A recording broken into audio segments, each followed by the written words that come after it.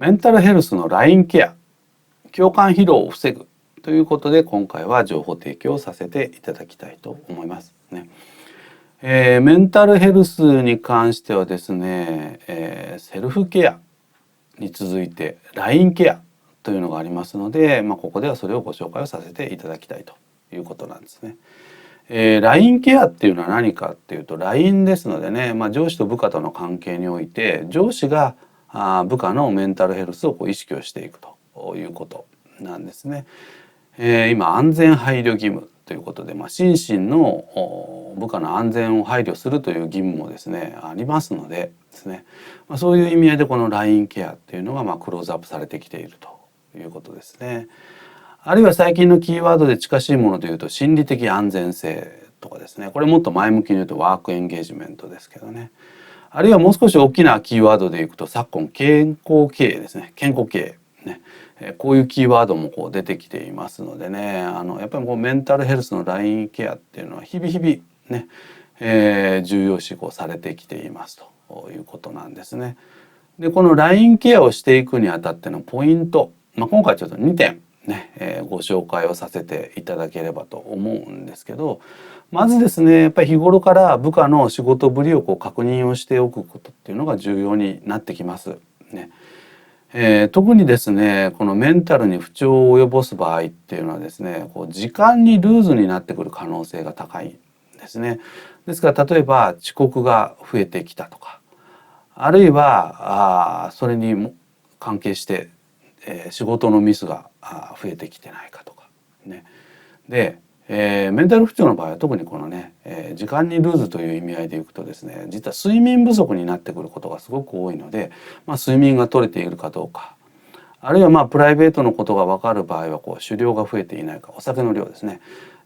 こういったところも含めて見ておく必要があるということなんですね。でこれはですねネット上にチェックリストがありますね。LINE ケアのチェックリストなるものがありますので、ぜひそういうものをですね確認をしていただいて、部下の仕事ぶりを見ていただければいいんじゃないかなと思いますね。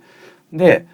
そういったチェックリストに基づいて見てて、ちょっと彼あるいは彼女大丈夫かなというふうに思った場合はですね、ぜひですね適宜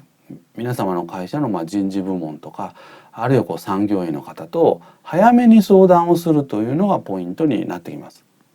これは先ほども申し上げました通り安全配慮義務にも関係してきますので、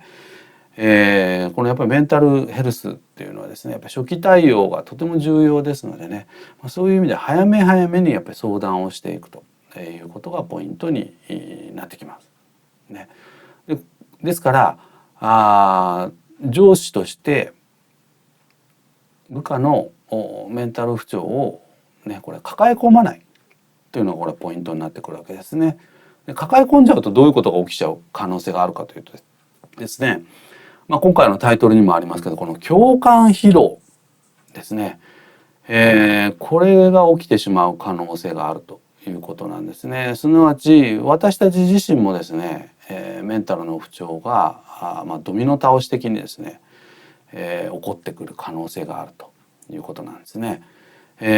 共感疲労とはね、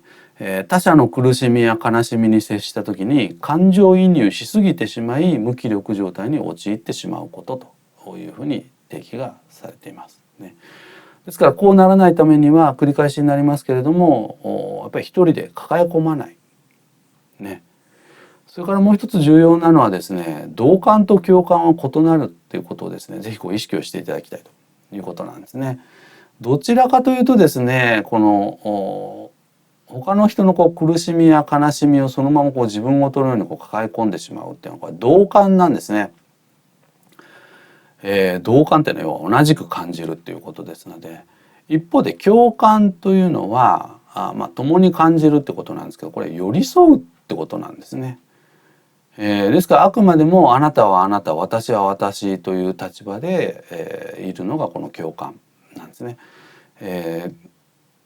LINE ケアで意識したいのはこちらの共感なんですね。ですからここを履き違えてしまうとね、共感疲労っていうのが発生をしてしまうということなんですね。で昨今ですねセルフコンパッションっていうキーワードもこう出てきていますね。セルフコンパッションっていうのは、自分自身に慈悲の心を持つっていうことで、自分自身をいたわるっていうことですね。ですからこう自分自身の中でこうレジリエンスね回復力をこう高めていくっていうことも一つこうポイントにこうなってこようかと思いますけども、このやっぱりメンタルの問題っていうのは今非常にこうセンシティブな問題ですのでね、特にこう上司の方はやっぱり意識をしてこう取り組んでいかなければいけない課題ではないかなと思いますね。以上メンタルヘルスのラインケア共感疲労を防ぐということで情報提供させていただきました。